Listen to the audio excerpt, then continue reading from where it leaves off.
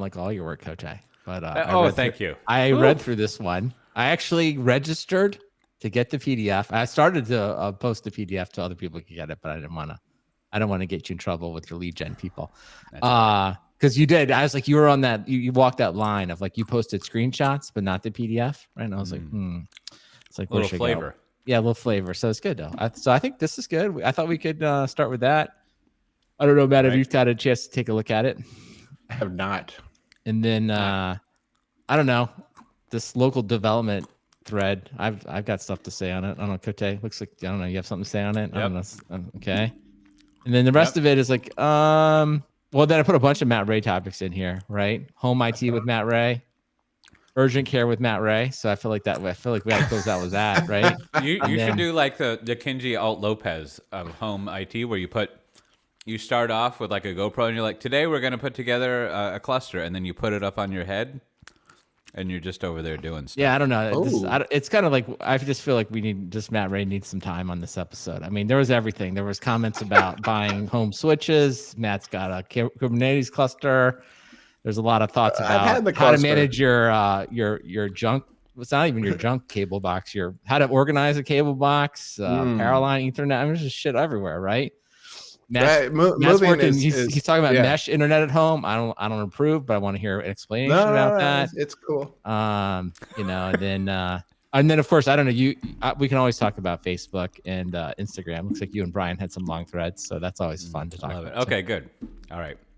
Yeah, you guys are my influencers on Instagram. How about in your FinOps Discord, Matt Ray? You wanna? Yeah, there's some influencers in there. It's already starting to get that kind of LinkedIn spammy stuff going. Yeah, you should start like a Discord called Matt Ray's Influencer Buddies. That's software defined talk. Influencers. I've got a bad case of influenza. What was the other thing? And then, hey, Matt, I threw this job in here. I assume you're okay with promoting your product manager job. Yeah, sure. I don't know if there's other stuff you got. And then, Cote. Yeah. Did we do all the, you got your webinars in here? Yeah. I got it loaded up. Yeah.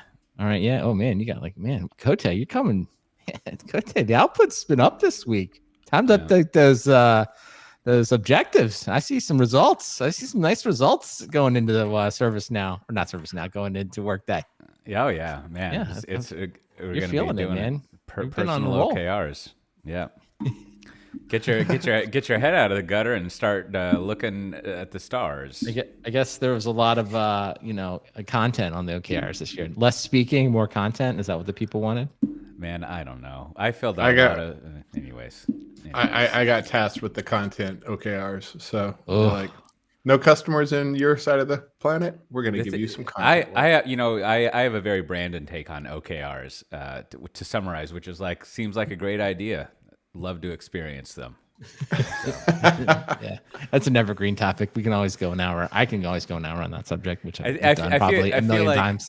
I feel like the core issue with all metrics is people don't actually go back every 1 to 3 months and revisit them and revise them with as much energy as they put into the initial one. So, 3 to 12 months later, you look back and you're like, oh yeah, I remember when that was a good idea.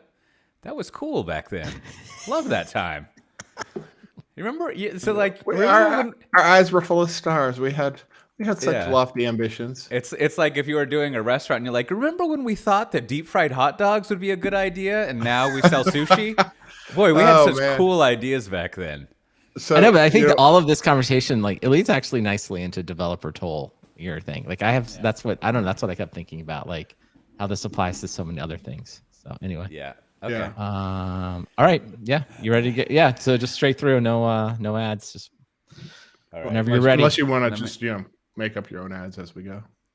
Yeah. I don't know. Advertise cube cost. I don't. Go for it. I got stuff to advertise. I got a rash, I think is what they say. Goodness. Let me think. You don't remember that thing in the Big Lebowski where the limo driver's telling him a joke or something, and he's like, what do I have to complain about? And he's got a cousin who's got a rash. I can't recreate it. I'm sorry. I'm sure you're missing out. Okay. I think I'm going to stop beating on my desk. Yeah, I was about to say, what, you got some construction worker? You got some tradies in the background? What's going on there? Tradies. All right. I can't read this. I can't speed read this toil thing. I'm sorry. That's okay. It's what you would expect. The only thing you have to know, Matt Ray, is that one toil. Well, we'll go over it and you'll catch up. Did you read that New York Times about that guy's book about software being a moat for everybody? And yes, it kind of reminded me of this. Yeah. At least the paragraph I've read so far. Yeah. That's a good topic. That's some therapy y'all can give me. That's good. Okay, I got it. Now, I don't have it in front of me, so I can't really refer to it. But I saw that someone finally wrote a book that I think expresses some thoughts that some of us have been having, is that, maybe in 2015. I mean, I noticed this when I started working at Pivotal because I was right in this was in the thick of it. Back in belly of the beast. That's right. Well, not the beast, in the belly of the, not on the field of battle. The wolf pack.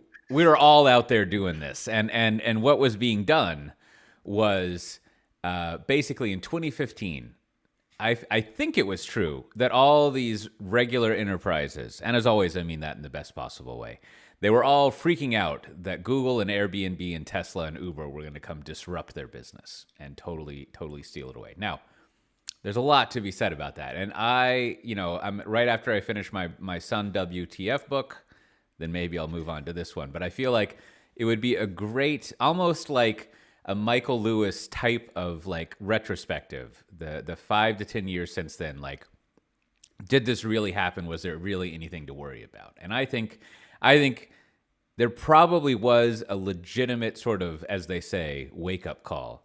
But I think what happened, and what this new book that I don't know the name of kind of proposes, I haven't read it, and I want to get to that momentarily, but what I read in the review that I only briefly reviewed, or read, that this book sort of proposes that the big companies were fine, and they actually have created this moat of right. software.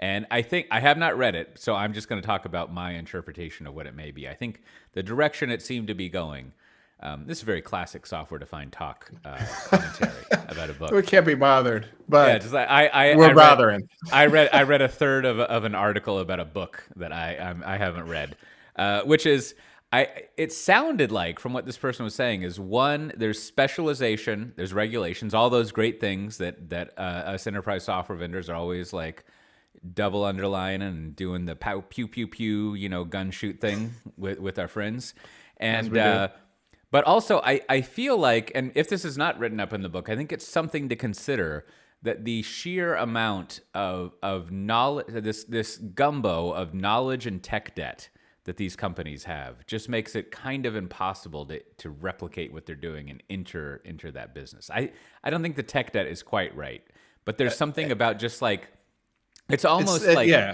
the complex. It's not so much a moat that has been dug as like a yard that has been severely neglected, and you just can't physically move through it, right? And it's got like all this sort of like poisonous stuff in it, and like big tall bushes and brushes, and you're just like, as a disruptor, you're like, oh man, I didn't bring the right boots to deal with this. Right? Well. And that's why startups don't look at like, your 100-year-old bank and they're like, head to head, you're going down. They're like, you know what, I'm going to take, payments, or I'm going to carve off, interest-free checking, or little slices that they can wrap their heads around.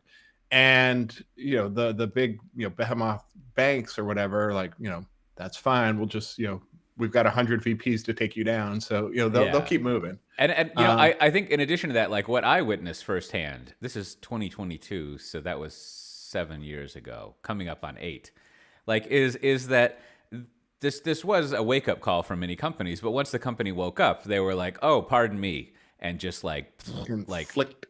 Yeah. And then we're extremely successful at just like doing what they needed to, maybe not solve, not extrememely successful, like for example, to bring up, I think maybe this topic has replaced can someone fix calendaring as the software defined topic, which is no one has yet solved transferring money in America. So that has not, the disruption wasn't great enough to really like cause that to happen. However, I think in banking, for example, things are fine, right? Like as far as I can tell, like there's not really a bunch of like little financial startup companies that have severely disrupted things, or at the very least they were purchased by other places. And so I think the people adapted to it, and it was fine. Now, what I wanted to ask you two, so this is the context for that, is like I actually came across a review of that book this morning, and when we were talking about it earlier, I was thinking like I should probably go read that book. And then in my head, I was like, yeah, I don't want to go read that book. But I feel like there was a time not so long ago in my life where I totally would have wanted to go read that book. Now, I don't know if I would have read it or not. And I've been trying to cope with this recently, right? Like I used to like read all the digital transformation stuff or whatever, like all the stuff in my field. And now I think I'm at this phase that I think my dad was at. And then I want to get some input from y'all on what I should do. Should I work on building this habit back up? Is it fine? Is this, how do I think about this? Like, I remember one time I asked my dad, this is representative of what I'm saying, is I think I had actually read, I must have been in my early 20s, I read In Search of Excellence. And I remember he had that book. And so I asked him, like, hey, what do you do to like keep up with business developments and things that are going on? I just read this book. And he was like, Michael, I don't read any of those books. I don't want to read those books. And it was just sort of like this, it was this thing that's always stuck in my head as like, oh, you don't actually have to read the literature about the field that you're in to participate and even be successful in the field. Like, all of that reading is like the optional homework that you can do. And so I feel like, I don't know, should I be sliding? I mean, this is a question we all have to ask as we get older. Should I start becoming more like my dad, or do I need to like shore up and just start to go read these digital transformation books and books about the industry? But I think some of this, I mean, you're saying digital transformation books, but I kind of think you're referring broadly enterprise to just, IT. Well, I think I go even further. I think you're referring to like business books, right? Yes. Like in general, that's fair. As a general category. And I think many people would sort of, I mean, there's like lots of different opinions, but I think a lot of people would say at some point, like there's a lot of fads in business books. The one I always reference. And you've read enough. Right. The halo effect sort of just like, distills that down. It actually takes a bunch of popular books and just kind of distills it down and kind of says like, they're all fat. A lot of it's fads, a lot of it's, kind of a retread and things like that. So to answer your question, so coming to the conclusion that I've sort of, become familiar with the literature of business books. I've read, a few, I get a sense of the style, and I've determined that, I've kind of got what I can from that topic and kind of putting it on a shelf. I think that totally makes sense. Now, I hopefully like, let's like talk about doctors or something else. Like, people like stuff where there's like actually new research or something that's really, hopefully people, I hope somebody's reading that stuff. And that's kind of what I think too. It's like, I mean, I will, if something jumps out as specifically kind of breaking that barrier between like maybe the Google SRE stuff kind of broke out a while, like something that you feel like is legitimately different, bringing something new to the table. Like, I think I'll definitely read that. But like, I don't know, if, the Seth Godin book, he's up to like, 15 or 20. It's like, I get it free for like, I got it, delight your customers. I got a good enough Seth Godin sample size. Yeah. I mean, I get the gist of it. Yeah. Yeah, it's same. There's just a lot of those, so it's like after you've read a few. So I would not be afraid to put those on the shelves, and then maybe try to go read. If you're gonna read anything, just read other stuff, even if it's like literature or just like, I don't know. It just seems like that's just more interesting. You actually end up learning more stuff from just random stuff that you pick up in other books. And there's probably going to be a few books. You don't have to read the field. There's probably a few books that will pop out that maybe you don't read it within a month of it coming out, but if in a year you're still hearing good buzz about a book, maybe that's when maybe I will, because a lot of these books they hit that initial hype cycle and just completely drop off the radar. But for some, like the Halo Effect or the Everything Stores, like we still talk about those because they were kind of seminal for what they were. But yeah, I can't. It would drive me nuts to read all the business books. Yeah, we're So sort of I like- think I Innovator's think Dilemma has sort of, I think achieved that Yeah. kind of like it's in the The canon, right? You touchstones, yeah. probably everyone needs to read. It's kind of cliche now, but like you probably should read that one. There's like a few others, right? You're gonna be like, okay, I do Halo Effect, Innovator's Dilemma, maybe 2 or 3 others, and it's just like, yeah, I think you've hit it. so. Sounds like I probably need to read like that Team Topologies book finally. Everyone's always talking about that book, so that seems like something. I haven't read that one, so yeah, please read it and tell me if I need to read it. Yeah, but and as a related thing, I've been reflecting a lot recently that like, especially in the DevOps world, there are a lot of, sometimes they turn into books, but a lot of like concepts, like concept talks that really, I think, spend a lot of time on like how to remodel or how to make a new model and understanding of the system and reality. Like, it started off with that crazy like chaos theory thing that Welsh guy did. And like, I feel like a lot of these kind of, and in general, this applies to kind of business books and I guess personal self-help books, but in a lot more, you don't really see the model, so to speak. But like, there's a lot of these kind of books that seek to like build up, you've been looking at reality wrong. And here's like a model, like you have to model out and define the situation that you're in. And then depending on the situation you're in, that kind of drives the way you make decisions about it. And so you spend a lot of time thinking about like, you've got flows over here and you got like, I don't know, chaos over here, all these things. And like, I was thinking the other day, like, I don't know, I'm just done with all of that. Like, I'm not interested in another like remodeling of a system and like all this kind of theory of how you like chart out some stuff. It's just like, tell me what keys to press. Like we just need to like move on beyond like coming up with a way to model things out. So maybe that's the kind of books that I need to avoid, is books that seek to create its own little. Would you call that a cosmology maybe of business think? Like I just like anything that has a process in it, like anything that starts with like a bunch of stories at the beginning, right? Where it's like everything was bad. And then there are like, a bunch of chapters that have stories about like, it was bad, then this happened and it was good. And then a couple more of those followed by like section, part 2, which is like how to implement the thing. Right. And it's like, 5 chapters on that. That is like, yeah, that I just immediately would not read. Right. Unless you're like, unless you're, that's all of them though. If you're like, well, I'm just saying those I would like when I just flip through those, I'm just like, okay, I'm not reading those unless you are specifically going to go, utilize that, because it's almost like a homework for a class. It's like, okay, if your company is doing this like tomorrow or next week, I'm like, okay, go read it. But otherwise it's like, yeah, all of that is it's just too, like the process stuff is too specific to really, be meaningful unless you're following it, verbatim. And then the stories are like, sure, you can get the stories anywhere. Now I will flip that around. I'll say now the business books I like to read. I mean, I don't call them business books. I'm always up for, as I've recommended on the show, millions of them, I'm sure. Like I'm always up for like a narrative nonfiction around business where like a New York Times or Washington Post writer or usually some reporter has taken the time to go research and do some investigative reporting about a company, how they were started and kind of the history of it. And then they go through and tell all the details. Like some of it's sort of gossipy, but some of it's just sort of like, I like it because it's sort of like, oh, it's just a reminder to me. It's like, oh, nobody knows anything. Like when you read those books, it's just like, oh, there was all this infighting and so did this and so quit. And then they backed into this great idea and it worked out. And it's like, because that's what, when I read those books, I'm like, oh, this resonates the world I work in. This is the world I see every day. So I like to read those. It makes me feel like, oh, yeah, it's good. Like, I don't want to read the book from the CEO about like how they did it right. I want to read the book that the reporter did a bunch of research on that talked about the real thing. And it's like, yeah, that's a lot more interesting than you read. Those aren't usually business books as much as like, near historical fiction. Yeah, narrative nonfiction is what they call it. I like it. I'm always into narrative nonfiction about businesses. Like, love it. Bring it on. So Cote will write the Sun book, and then we'll have another example. Yeah, that's right.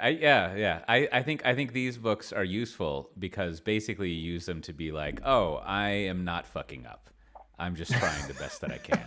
Well, because they're entertaining and they might not even have that much of a lesson. It's more of just a like, oh yeah, I remember that, or I was there and that sounds vaguely familiar. Yeah. Well, I feel like but- each one of those books is like its own little personal case study because they're kind of describing the problems, the total chaos that's going on. And as you're kind of reading it, you can think to yourself like, what would I have done? Like, I think I would have done this, or I think I would have done that. So, and then you kind of hear how they do it, and maybe they do it right, maybe they do it wrong. But it's like those, I just like my mind is always very much like engaged in that, right? Whereas Well, like, go ahead. and that's why I only want to read the first half of those business books that you were putting down. The stories. I want to hear the stories and then get to the thesis and like, yeah, I don't need to hear the rest, right? Because like you gave me some anecdotes, then you posited a thesis of why these things, are bound together by your thesis. And I don't really need any more supporting material. No, I totally agree. But like, that's why I've just found that investigative reporters are so much better at the stories than the business books writers writing the stories. Their stories are boring and they're just not as exciting. It's like, oh, the investigative reporters, like they have all the details. You're like, oh, didn't know that it went down, right? It's like, so it's, like we won't go into it like maybe too much because it's sort of probably like in the gossip world. But like, I think the Wall Street Journal published some news on Elon Musk and it was like, kind of interesting. This seems like this world of like high tech executives seems like they're kind of like every other group of people, a lot of like weird problems going on. And it was like, and then, you're like, so that was just another acknowledgement of like, well, these people have lots of money, but they seem to kind of have a lot of the same problems. So it's like, that's another kind of interesting thing. I don't have those problems. I think just, I would say broadly speaking, they have lots of similar social problems they're not immune to like common social problems, let's say. Yes, I think you're hitting on something that you were making me think earlier, Brandon, which is one of the benefits. I don't know, benefit is the wrong word, but one of the helpful things that your business narrative nonfiction brings is that it sort of like helps you calibrate your intuition that like things are a lot more simple and less magical than you would think they would be, right? And so yes. so which is comforting because then you don't have to be a magician or a wizard, right? And then you also like you feel a little more empowered and in control of things. So for example, I think the thing with reading about like kooky rich tech executives is like they have so much like money and power and weird situations that the normalness that like is kind of like, not that we have weird things, but like just like that amplifies any edge case or weirdness that occurs, right? So it's just possible for them to get involved in more hijinks, right? And not that it always happens, but it's definitely you've got an accelerator there to help with that. So if we were all rich, we'd have more hijinks. I mean, more money, more weirdness. I think yes is more and also again more money, more problems. Yeah, and I think what did we say exactly? Just any money. More problems, I think, was what we decided on last week. But I think just to there's the ongoing coverage of the decline of Facebook and what goes on in there, right? And I think what you see there is like the reporting on that. I think it brings up this like, oh, it's actually pretty simple, right? What's going on here, and it's just sort of like, yeah, for like all the like hoopla about like changing the world and doing this and being big, like they're actually just like a gigantic advertising company that took advantage of a system that allowed for, in a good way, that allowed for doing more high quality ads. And now that parts of that system don't exist anymore, they're losing billions of dollars of valuation and their business doesn't work, right? It's similar to like brick and mortar retail where it's like, oh yeah, when you can get more variety and things delivered to you in 1 to 2 days, why the fuck would I go to a mall? Like there's actually nothing special about it. It's just simple. And then you see this thing where like, as the big tech companies and, the coverage in Facebook in particular from the news, because to your point, Brandon, they have a lot of access, I guess. It's just like all the executives are like, whoa, we actually need to like spend money responsibly now. Crazy, right? And so like what you see is that like, well, sure. I mean, and this is what people going back to the 2015, like, Facebook is going to take over your business is like the reply everyone would give is like, yeah, sure. If I had infinite money and I didn't have to be profitable, I could do that too. Right. And then it turns out that was a very true statement. And yep. It's just sort of like, yeah, well, if you don't have that, then you have to be, as I think that book likes to say, a wartime CEO. But as I more think of it, you have to just be a CEO. And just like you're just a normal CEO, like running a business, like focusing on like profit and growth, not on like just like nuttiness. So where to you that have end, unlimited on cash. the CEO, I don't know if you saw, kind of related to Facebook, really Instagram. I guess it's Adam Mosseri, and he's the CEO of Instagram, and so Instagram is going through I mean, they have lots of words for it, but they're just making TikTok. They're just converting it over to TikTok, The which like TikTokification, yeah, so not it's to be just like confused that's with what the they're doing, cursification. and Yeah. like what they're like, it's very simple to be what's happening. Like he said in a lot of words, but it's like we're building TikTok because that is getting more interest than Instagram. Like that's just what's going on, and like we have to make more money, right? So that's it, right? You know, he had his QBR and he had his review, and they were like, "You need to make more money." He's like, "I'm going to clone TikTok." I totally get it, right? So it was interesting. Like, so then he made a video, a TikTok like video, right, explaining that. But in like tons of like narrative around like we care about the creators and we hear your feedback and all this stuff. And I was thinking to myself like, really, I think this is a place where like just say less. Like you don't like. I mean, him explaining it, and then it kind of became a parody a little bit, right? And the other people have like, and it was like, just do what you're gonna do. Like we get it. And I also think like it will probably work. Like it will probably make Facebook more money in the long run to kind of switch over to this. Like, even though many people that like the pictures will complain about it, in the end, it'll just make more money. So I just thought to myself, it's kind of back to your wartime CEO is like, just shut the door. Like you've already made up your mind. You're going to do it. You're going to test it out. You're going to make more money. And if you don't make more money, you roll it back. But like, you don't need to say anything. You're just making it worse. Yeah. It was my whole take on that. So just do what you want to do. So I don't know if that's a wartime CEO or a peacetime CEO that would do that, but maybe that'd just be like a normal CEO. That's Yeah, and I think you bring up another example, and you went over right there. Is like there's a bunch of talk here, but like really, you just like you want to like do what TikTok does, right? And I think the answer that the narrative nonfiction book would have is like, yes, that's what they wanted to do. Like, and it's just like, yeah. But then they'd pull out, here's 5 memos that I got from back channel to support. Totally. And I think the Instagram thing, just to like kind of whatever, make up some version of this, the Instagram thing, and it would see my whole point is that like you can calibrate yourself on like not thinking too hard about things by what people are saying. With Instagram, it would be like, oh yeah, they wanted to make more money, and so they just started putting all these ads in there and doing all these things, and it just became this confusing bundle of stuff with a whole bunch of ads, and everyone talked about it being a whole bunch of ads, and the conclusion was they just kind of like ruined it and made it too commercial. And then this other thing came along, and people like that more. And if they win, in the book, it will say, yeah, so they just replicated that. Yeah. And everyone stuck with them. And then they also like figured out a way to like make it better. And maybe they signed like an exclusive contract with like whoever's licensing all that music. And then there you go. And then they lobbied some U.S. like senators to be like, China owns all our data, and they just totally shut that shit down. And it's just like yeah. And the early chapters still got to talk about like, and they already had a history of ripping off Snapchat, right? Yeah, exactly. And that would be the thing is like they've done this before. They're a fast follower. Yeah. Yeah, and it would be like, I don't know, there's no fucking synergies or magic. They just they just did shit, and like it panned out. And I don't know, but I think that's why these stories start to be useful. Is I guess basically what I'm saying is Occam's razor always handy. Watch your fingers. Anyhow, well, speaking of things that are handy, totally unrelated. After a long time, just in the hopper, there's a paper that I've worked on with a couple of my coworkers about. It started off as being about technical debt. This is fun. I think the audience here enjoys a little look behind the curtains, as it were. And there's a webinar that the two people gave.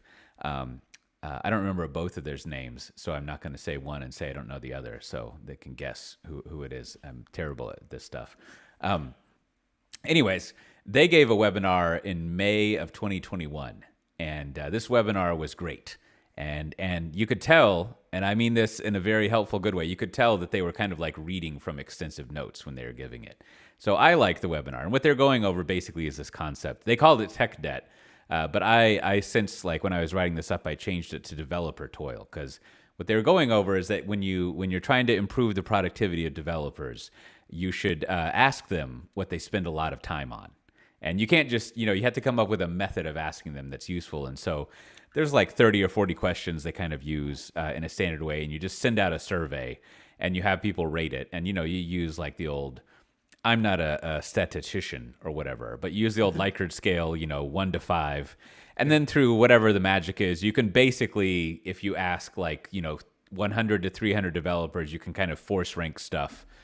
Not even force rank, you can just rank things and basically say like, they'll cluster, and yeah. And you can be like, oh, look, whenever they need to like actually get a cluster, that's a problem.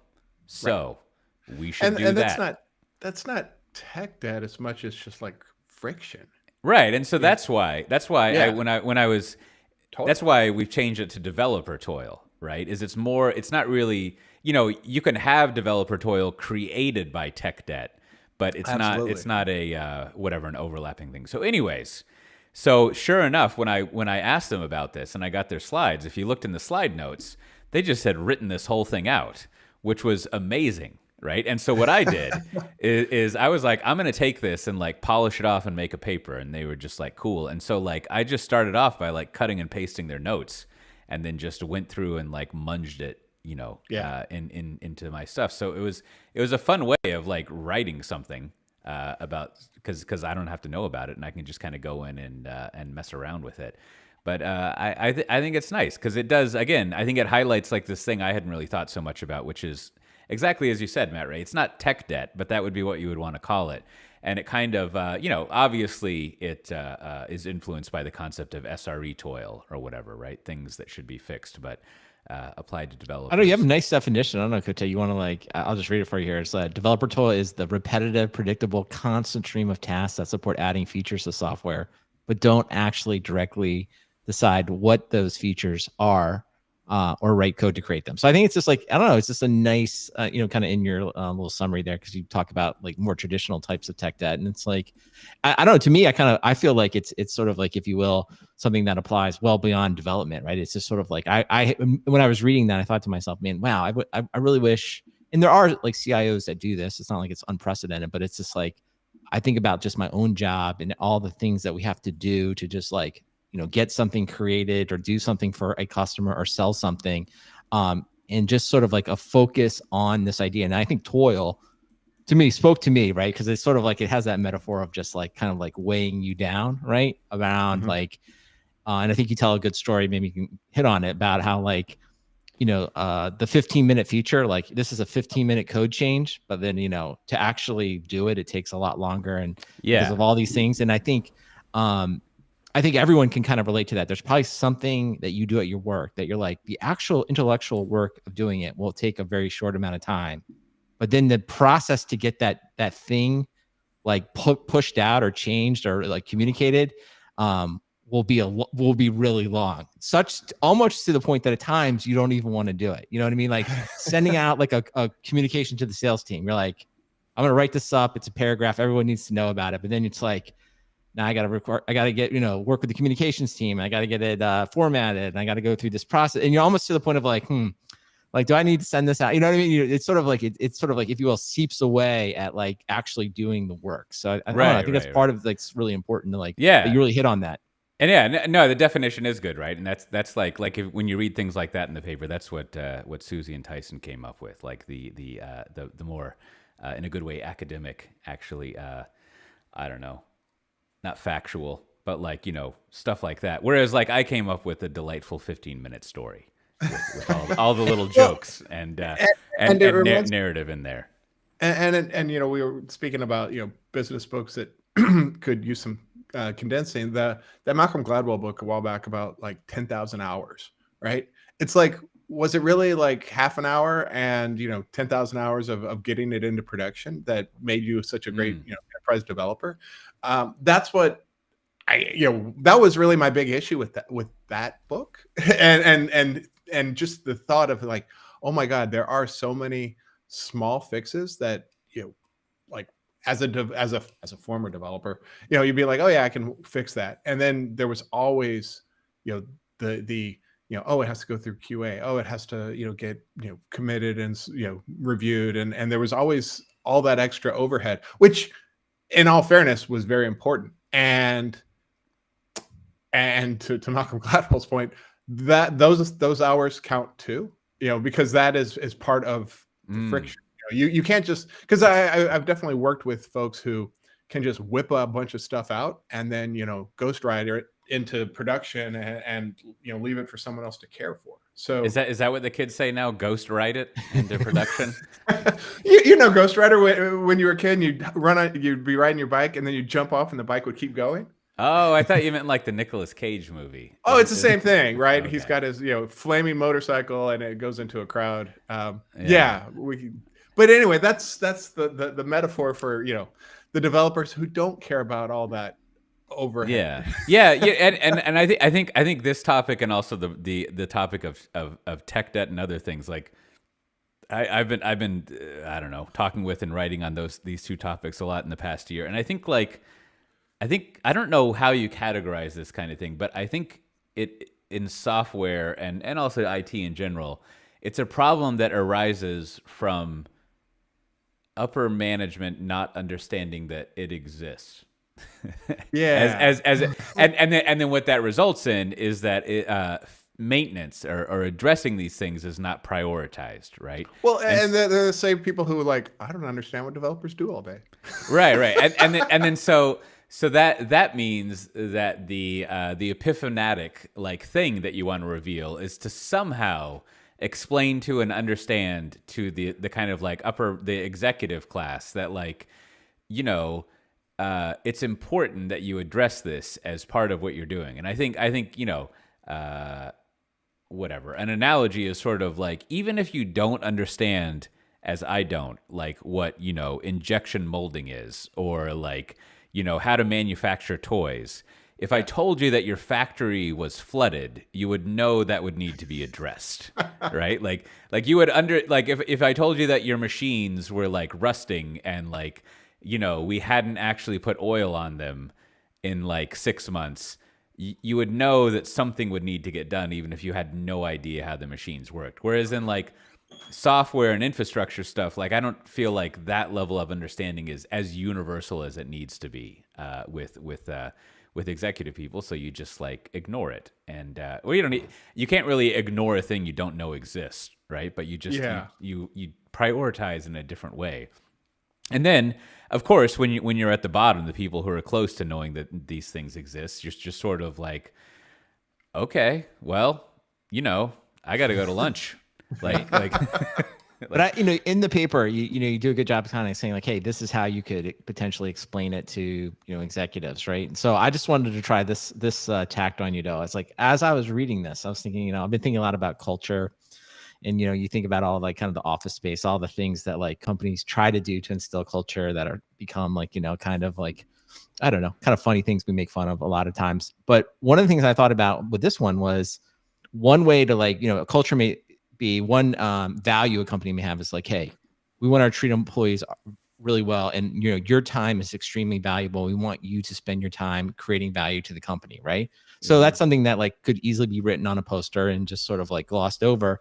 But, kind of like we talked about like values versus virtue, but then what would you do to actually like instill that culture? And so instead of like have a presentation or bringing somebody in to say like, this is really important or something along those lines, like, I think something like dedicated to this is like, well, the way that we're going to actually show that to you is like, we are going to spend time, making sure that all these manual processes and these things that are tedious, like first we're going to acknowledge that they exist. Right. I mean, even that itself is great. And then 2, we're going to at least try to take on 2 or 3 of them, maybe the top ones, and get them out of the way. And at the end, we're going to look at that as a group and say, okay, well, we now it's a lot easier to, if you will, get the configuration set up for the developer laptop, right? Maybe that takes, instead of taking, 3 days, it takes an hour or something along those lines.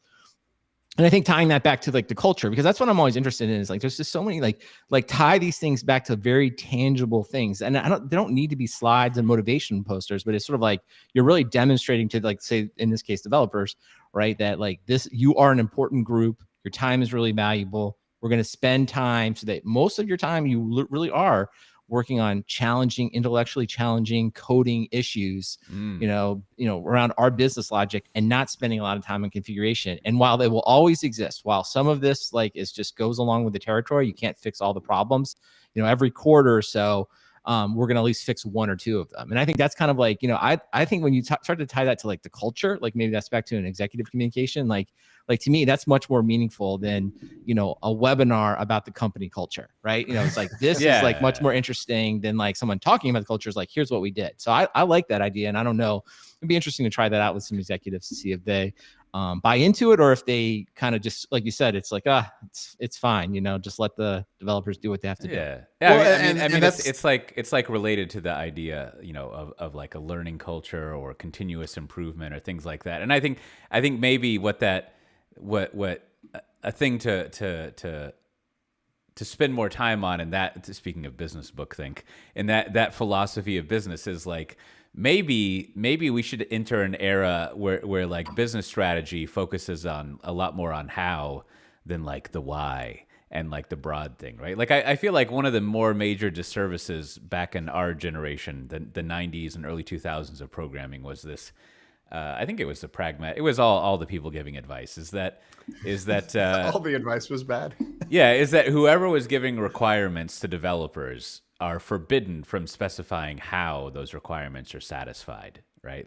You can't really talk about that.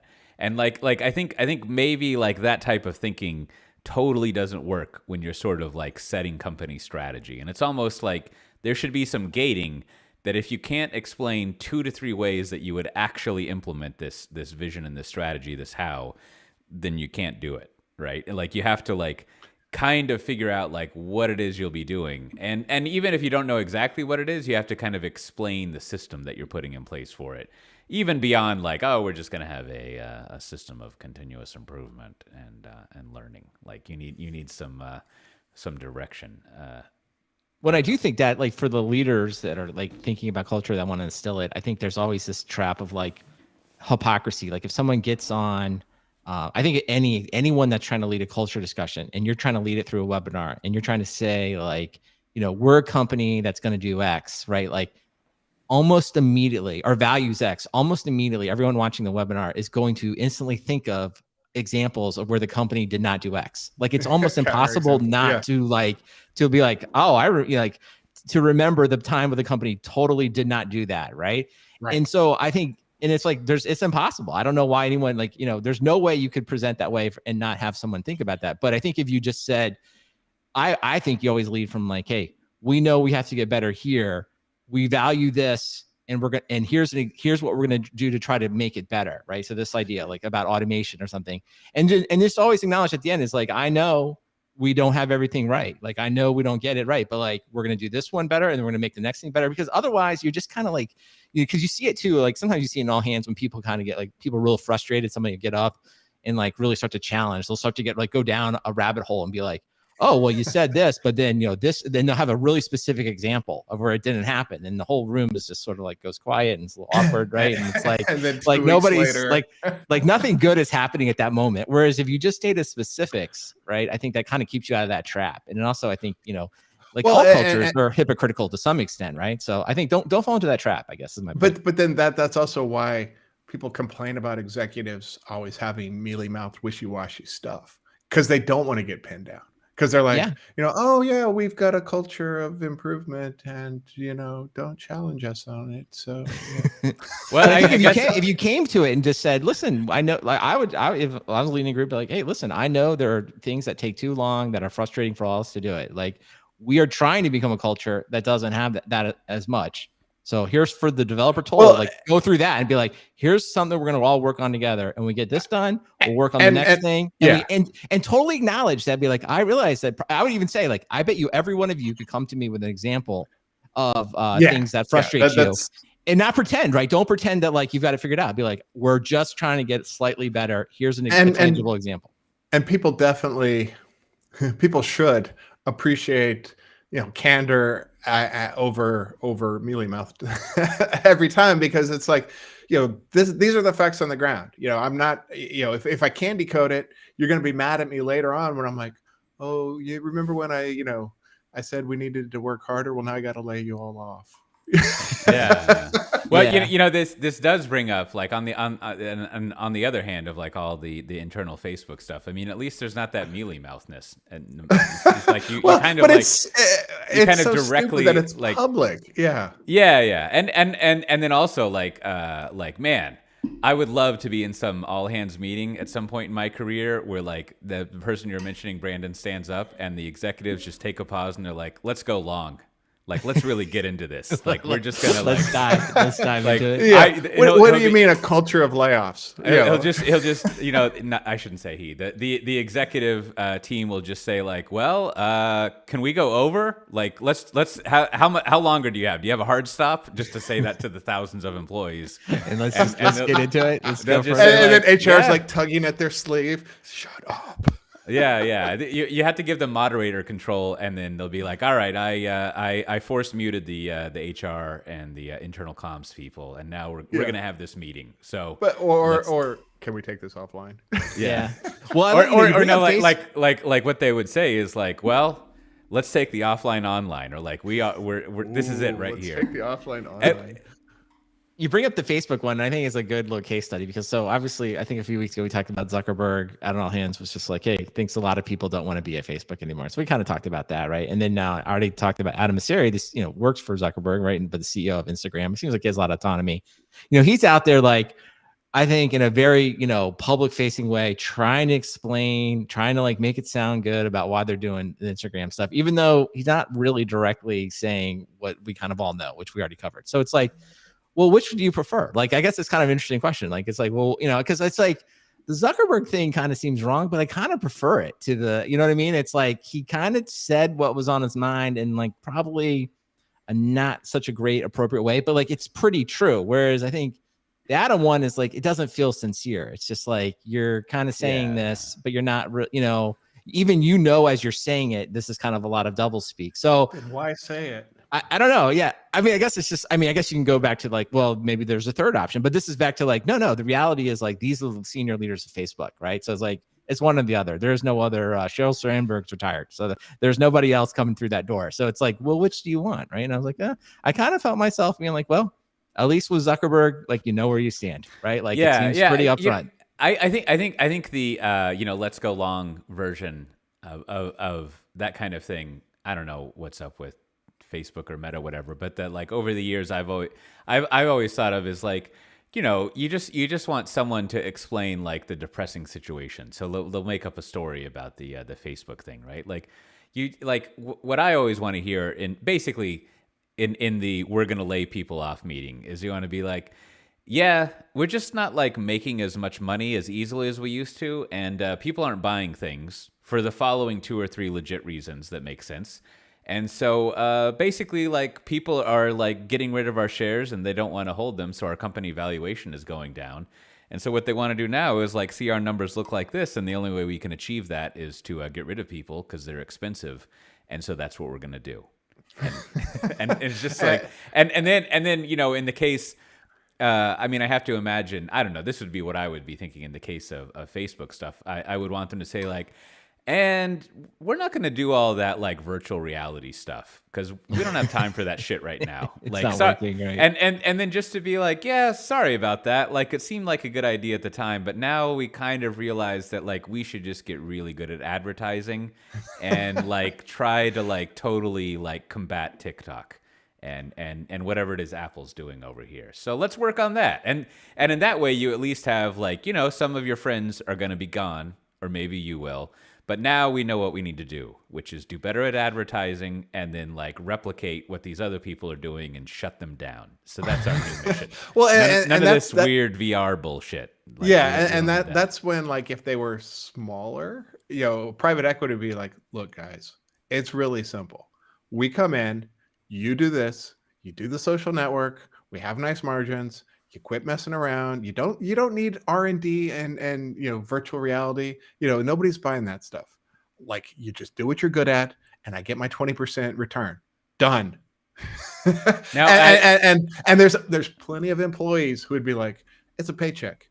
And it relieves that stress of like, oh, we didn't miss our number. Now they got to lay off 10% of the people, at random. It's like, the strategy burden is a real thing. Yeah. And now I don't think, to be fair to our listeners, we've talked about anything remotely related to the projects on the CNCF landscape picture. So maybe we should reel it back a little bit. Yes. To fit That's what they're here for. To fit into the category that we try to service here. And I think, well, first of all, like, just to emphasize, like, it's really my coworker Susie and Tyson who came up with all the stuff in this paper, and I just like wrote it up.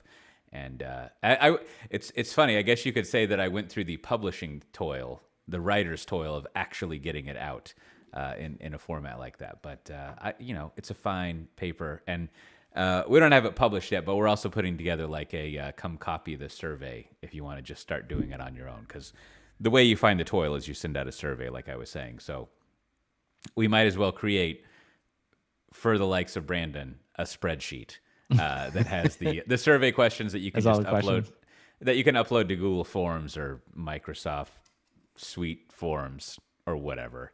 I mean, I keep meaning to bring this up, but like an example of a lot of what we talk about is just like the top 3 public clouds. I mean, I think they're basically just like, oh, good idea, we replicated it, right? and they're just like, yeah, we're not really like doing anything the apple cart's too big, you can't knock it over, right? Yeah, we're just doing a lot with computers here and doing it really well. And that's we don't have any sort of philosophy or anything.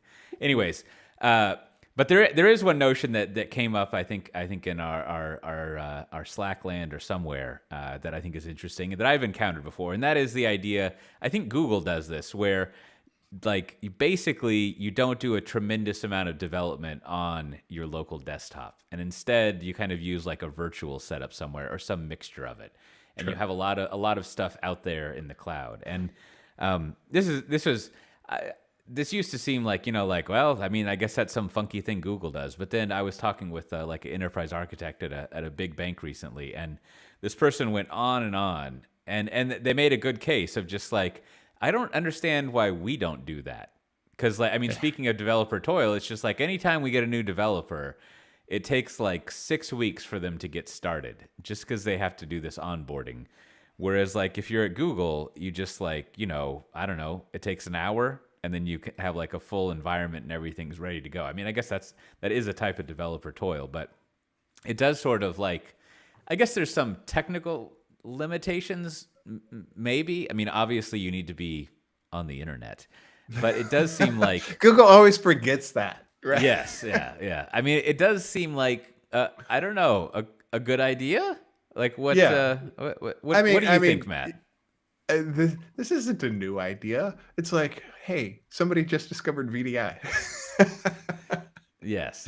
But I mean, yes. The whole point is if developers spend less time toiling with their desktops and configurations and setups, they can spend more time being productive. And there's never been a better time for it than now. I mean, there's tools like Gitpod and all sorts of semi VDI solutions where developers can have virtual development environments where their tools are already configured with the latest releases and whatever set up the way they like, and when they screw it up, they can throw it out and start over again.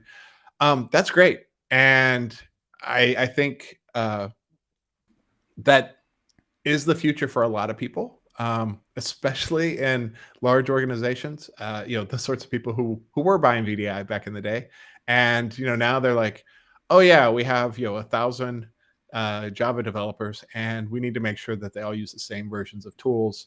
And so there's actually a team who makes sure that image that they use is configured the same way, and they have the right credentials with single sign-on, and it's that Sun dream made real.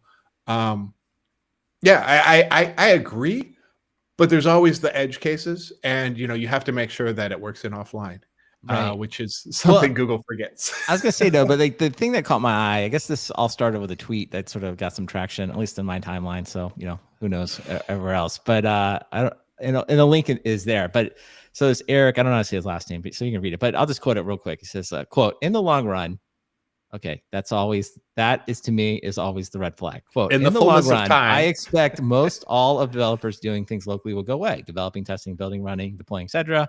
When developers need to run things locally today, it's a sign that cloud tools aren't there yet, in my opinion. And it's like the whole conversation is just stupid when you start this way. Like, you know, in the fullness of time, in the long run, anytime you say this stuff, it's just stupid. Like, it's like, great, that's great. Can we talk about my lifetime in the short term? Okay. And so I think what is a good conversation we're having is to say, like, there are definitely times and use cases, certainly for server-side development, where doing it remotely and doing it in the cloud probably is not only easier, it's better in almost every single way. And to I think your point, Matt, it's like, I mean, not only has this been around forever, it's like literally it's been around forever. Like on the mainframe, there was a time you would only basically, you know, if you will, that's all it was. That's all it was. It was only and then, timeshare. Yeah.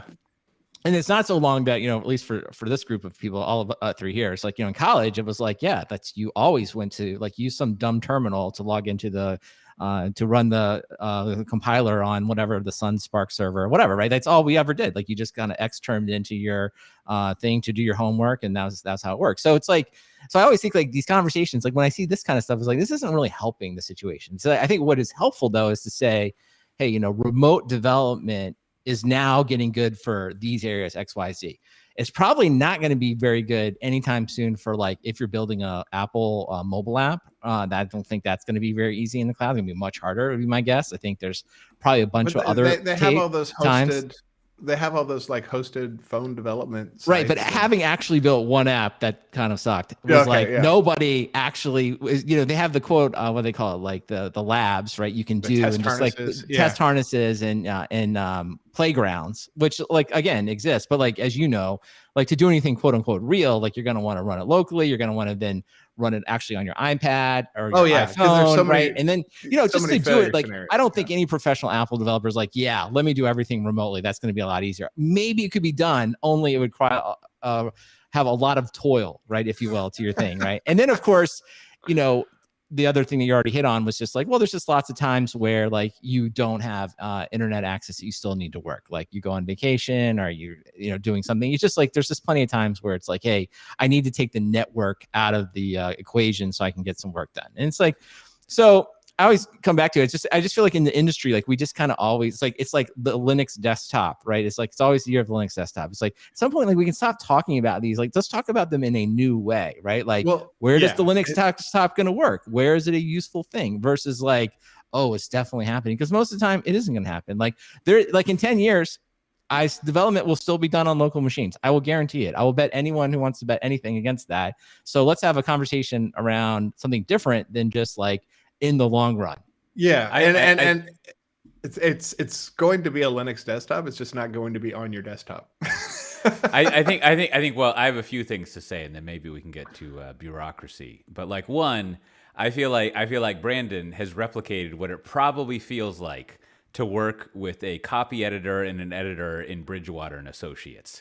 just like some honest, straight talk that is clarifying what needs to happen. So that's good. So now we know what's going on there. And two, like I think what I mean, and I don't do this, so you know, whatever. But like I always like this idea of like when you have not even a prediction, but like a kind of like a futurology thing. It's good to include in that some verification tests that would allow you to determine if this would happen. And so in the case of like, I mean, I don't even know with Linux desktops, but in the case of like doing development remotely, I think probably like the number one and the only thing that really matters is like the ubiquity of like low latency networks that people have to their home and to offices, right?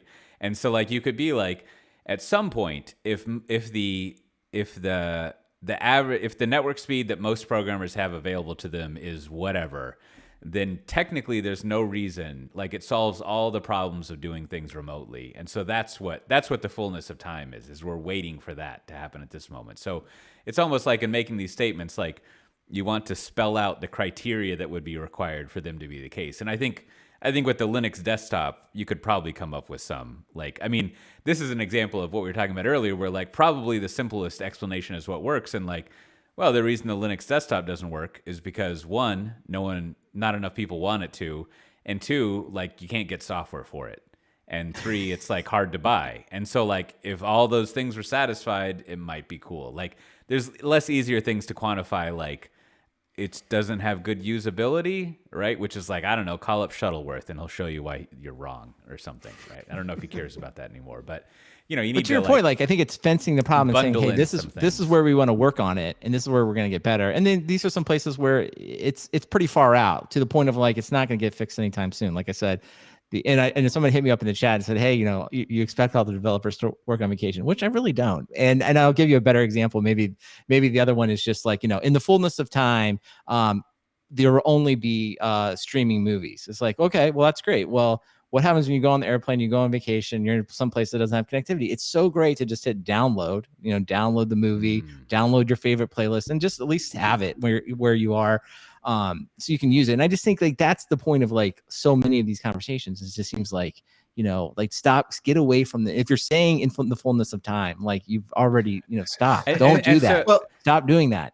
So I guess what you would have to do, I mean, it's a good analogy, is like you would also want the ability to download your development environment, which in theory you could do. And then the only problem you're going to encounter is like, well, yeah, if you want to use like the publicly hosted text messaging sending system, I can't download the internet for you. And so the best that I can do is to like, and I think our friend Charles Lowell actually works on this kind of thing at his company now, as some free advertising. But like the best you can do is kind of like mock out what it looks like, so that at least you can make calls to it. So you know that would be you know, some of the context of a compromise is like, well, we think that like 10 to 15% of the time you'll have to work offline, so we can download the development environment that you have if you accept the limitation that you can't work on everything. Right. So what you're going to have to do if you're working offline is to like go look up the stories or whatever the fuck you want to call them that like you can do without having to interact with global internet-based systems. And then you can work on that. Like you could work on the UI. Right. And I think that leads to like, you know, probably, you know, I'm sure you have opinions on that, but like whatever, like that's an interesting solution. Maybe it's a bunch of Docker images. Maybe it's that. And it's just sort of like, it gets you into like something that's much more tangible. Like, oh, this does make sense. Like normally I just run all these images, I run it all here. And then, you know, the metaphor of just like on my iPad, I just hit download. And I know when I download it, like there's some limitations on an iPad. I can only do a few things with it. Right. And it's like, that's okay. And it's like to me, it's a much better conversation than in like the fullness of time, everything will be streaming. That's great. I still going to Mexico next week and I still want to take some movies with me. Can we talk about that problem? And there was a thread about CI/CD tools where they identified that as a source of developer friction was the fact that now I have to wait on something online.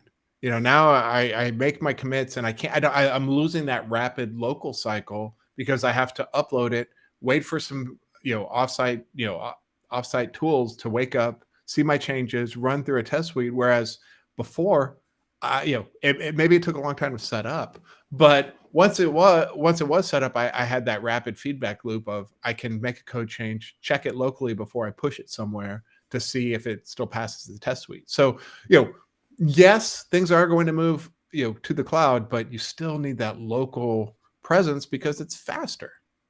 And I think also something, you know, maybe the way we solve this whole problem is that like if you can't access your online thing, then what that really just means is you have been granted basically some micro PTO that is unaccounted for. And I think maybe time for a coffee break.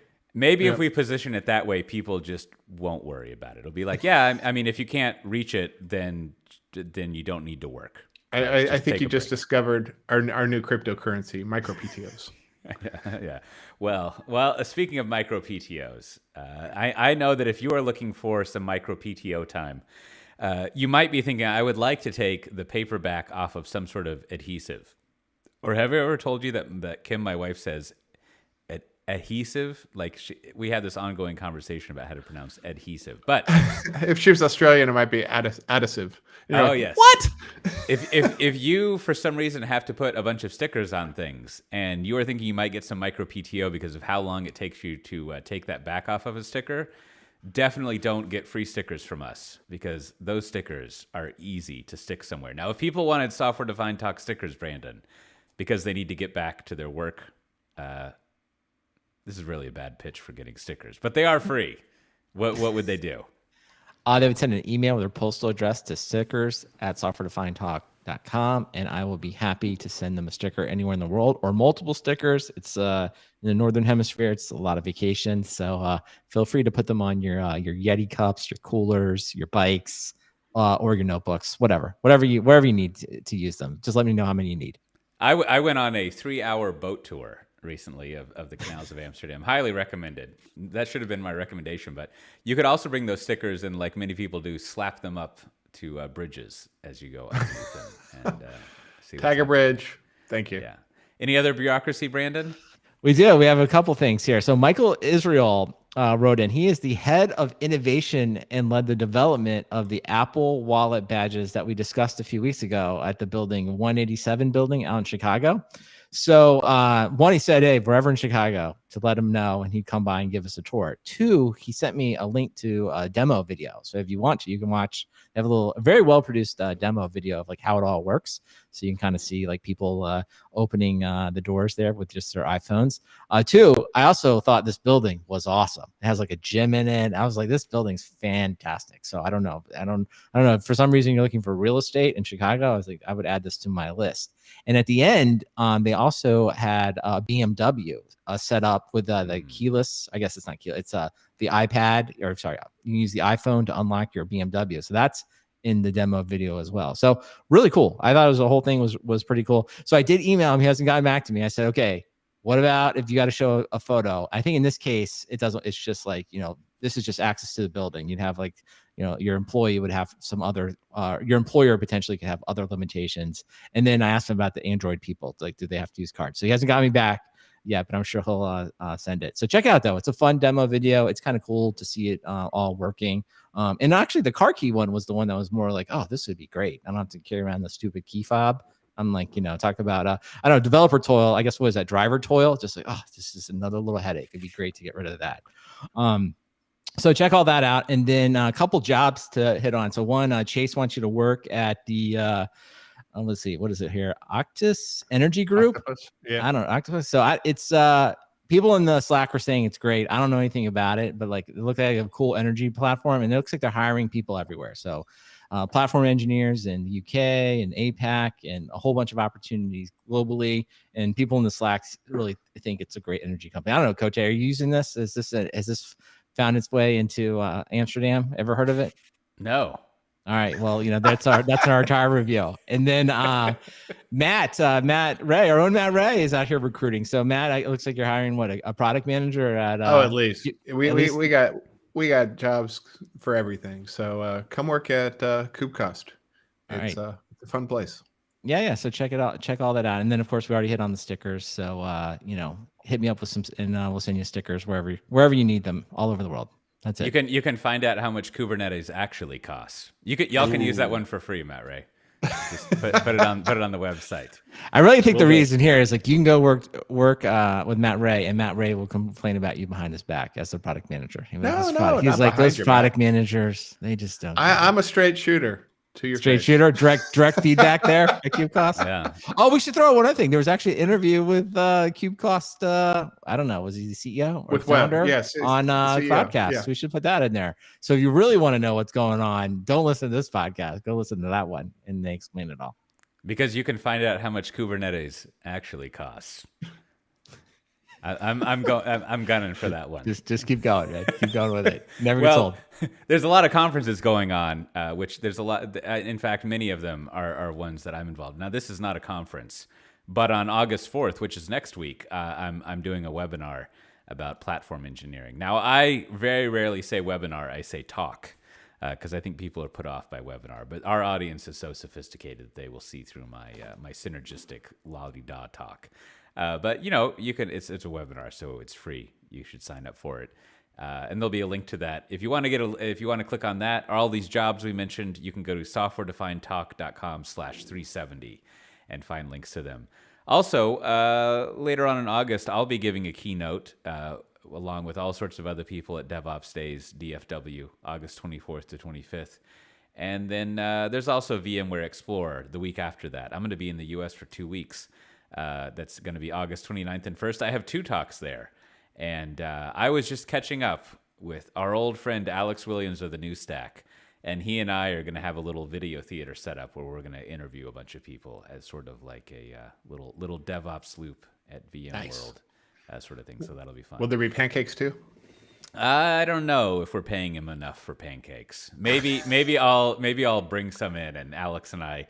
That's the New Stack. I probably will totally forget this, but that would be a great, like, only the real heads will know if I just have a stack of pancakes that we never acknowledge on the desk and start eating, and it'll be a fun little reference there. I should work that in to find all these visual things that people would know. And there's a few other conferences. The Spring One, Platform One, and that conference has a CFP open for January in Texas. But if you go to softwaredefinedtalk.com/370, you can find links to all of that stuff. And also a link of joining our Slack where we discuss all sorts of things throughout the week. Links we talk about other stuff like that. You know, what Matt Ray is up to in his computer lab. You can participate in whatever the fuck that's about, and enjoy it. Now with that, Brandon, what do you have to recommend this week? Yeah, just one more plug for the Slack. Slack was really on fire this week. I just want to say, if you're the type of person that has like a box of cables and you just won't throw them out, you should join the Software Defined Talk Slack. At one point, people were posting pictures of their cable boxes, and I gotta say, I felt at home. I was like, these are my people. I'm glad everyone had them. And yeah, there's a lot of Matt Ray in there. And there was even a little week this week. We'll just leave it for next time. Matt Ray, urgent care, super glue finger. I'm not going to say anything else. Just, there's another reason you can hear about things in the Slack.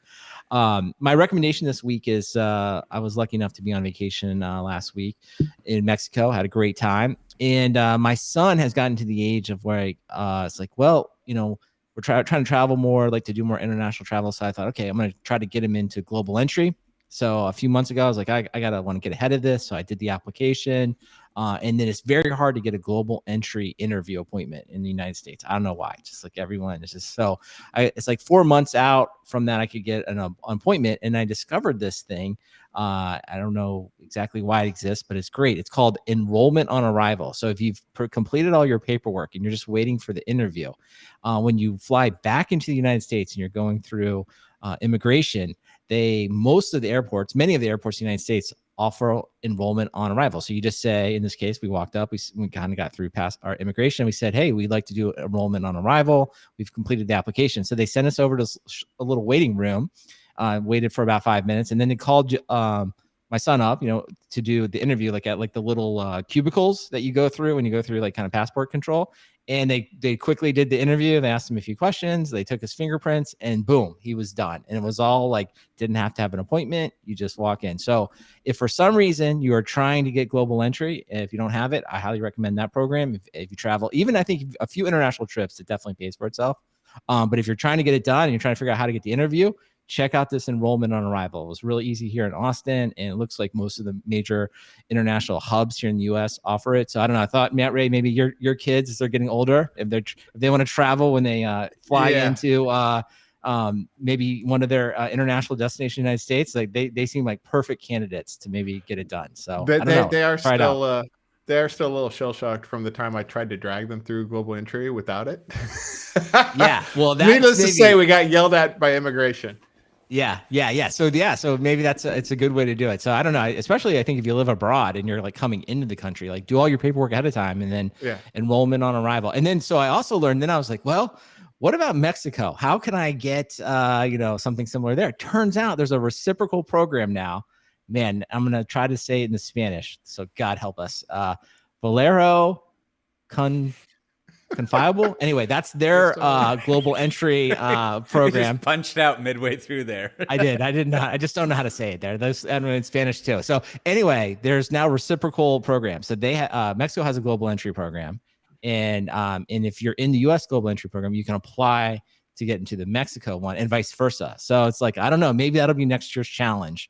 Can I get the whole family to do it? But I don't know, Matt Ray, I maybe need some more help. It's like, okay, the pain of we have to get to the Cancun airport and then we would have to actually do the interview. And I don't know if people will complain more about that. Like, why are we doing this, Dad? We could just go. I'll be like, but in the future it'll be so much faster. I don't know if the It's like tech payoff debt. will be enough. Yeah, I don't know if the It is tech debt, right? Are you hitting it every week, or are you hitting it quarterly? I mean, I guess that's the whole point. It's like, yes, we'll have to see. But this, I don't know. I would love to know if someone did it. This, if any listeners have, if you're a U.S. citizen and you've successfully applied for the Mexico program, which I will not say again and not embarrass myself, I would love to hear if you actually did it and it worked out for you. So let me know.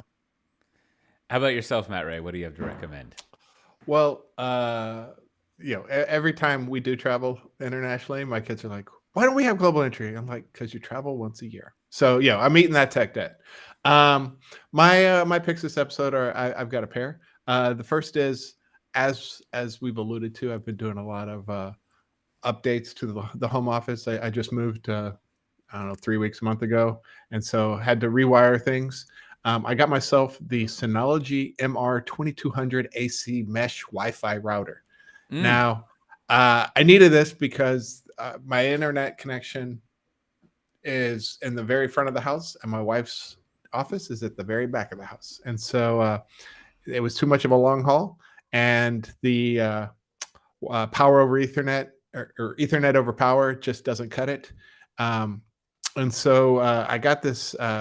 Synology has a mesh router that works with your existing Synology router. If you have like the RT2600 or the newer one, and then it has an internal testing tool, so you can actually test the bandwidth connection as you move it around. So you can get like, what's the fastest connection I can possibly have? What's the best location?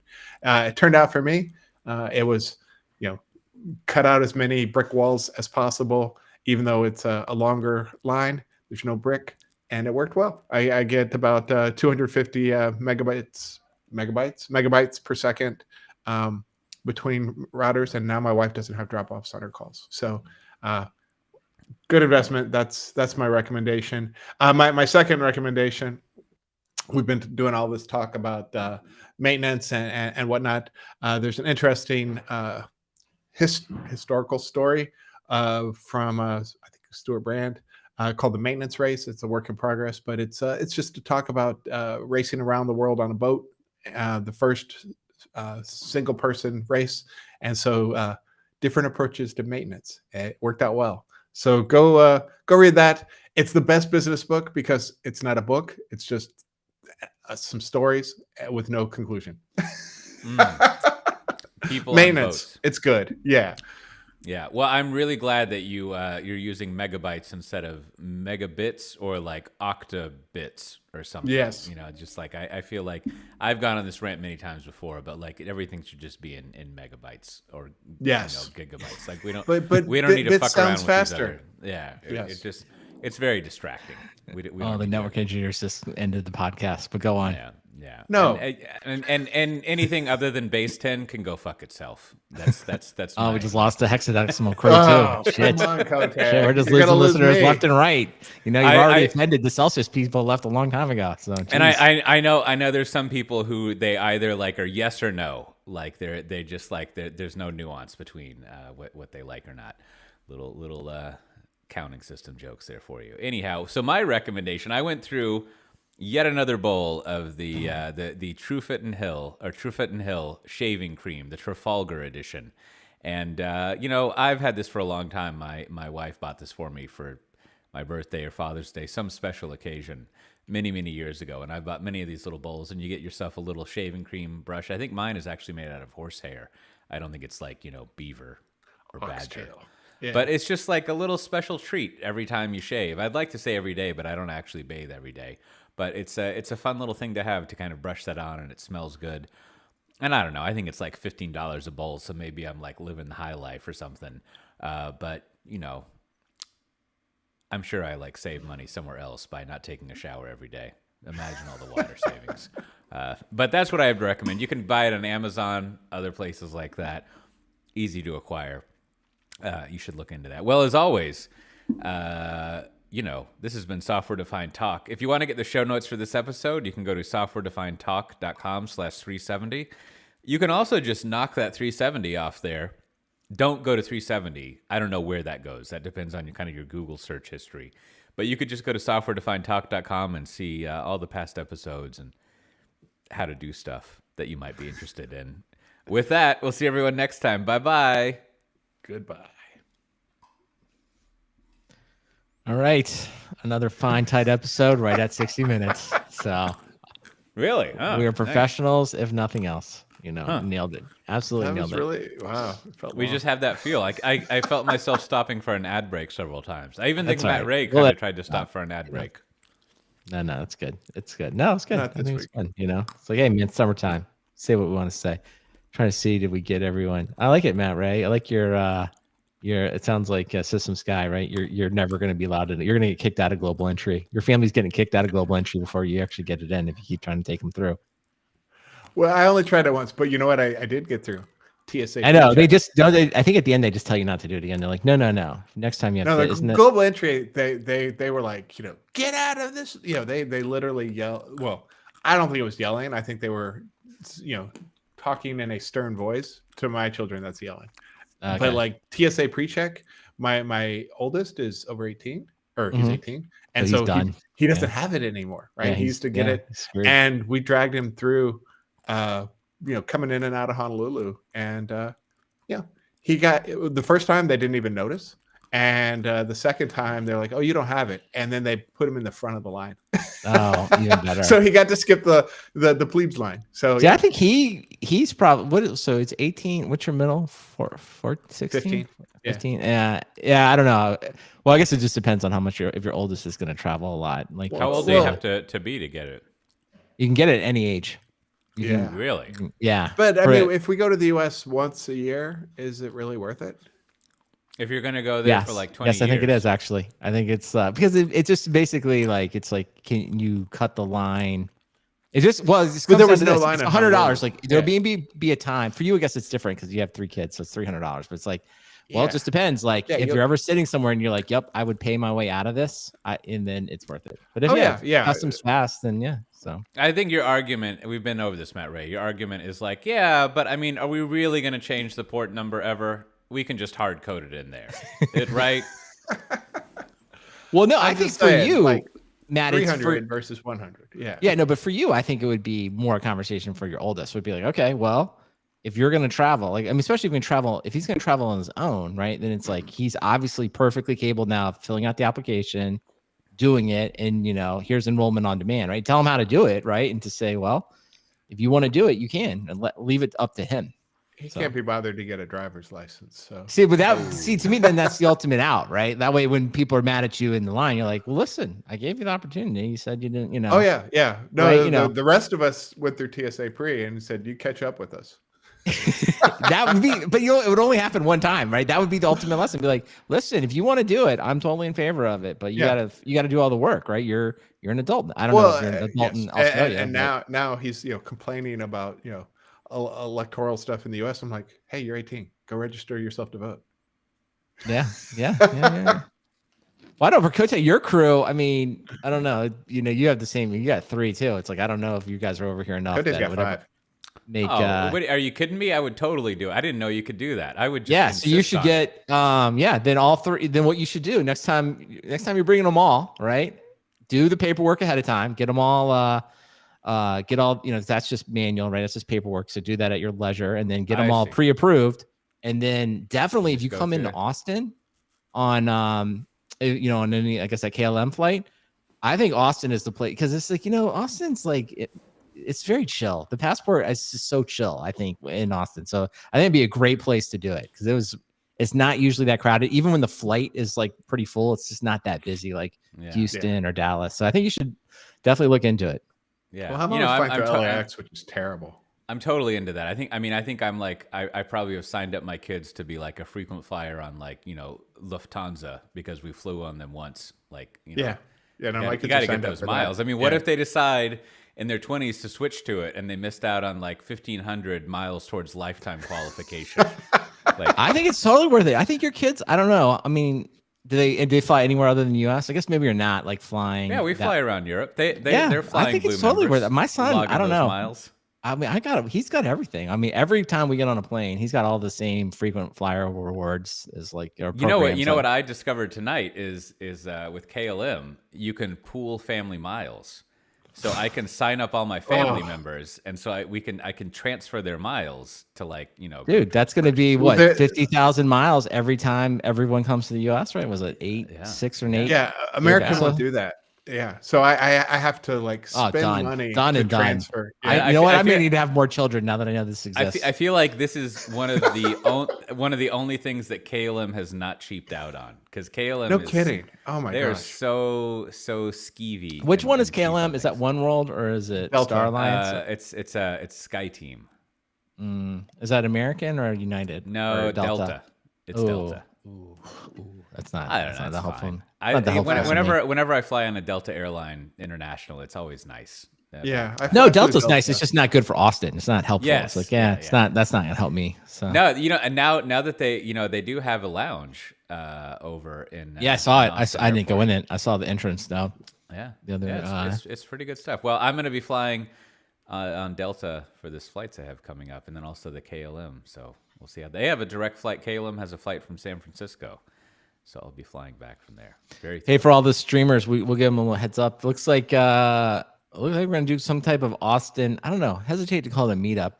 Maybe just a happy hour kind of thing. What do we say, Cote? Looks like it's gonna be August 27th. So next show, maybe we'll have some details. If you want to meet up with Cote and anyone else here in Austin, it'll be fun. I'm sure we can buy Software Defined Talk and at least I think I have approval for a round of drinks with the CFO, Yeah, but we'll see. Yeah, Maybe we can do more. Maybe we can could maybe we could go to like Tamale House, have some tacos, Ooh. and although we went there, Kim and I went there recently, and like I went to high school with one of the people in the Tamale House family, and I love their salsa, but like their breakfast tacos were like $6 or something, and I get it.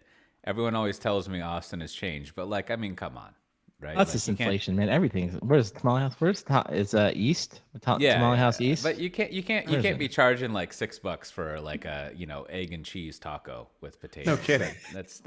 That doesn't fly. Like it's not. I don't know. Is this it? Is this where we should meet up? I'm trying to think. Where is this place looking? Contact. It's over on. It's It's, not 6th Street, maybe Airport? 7th.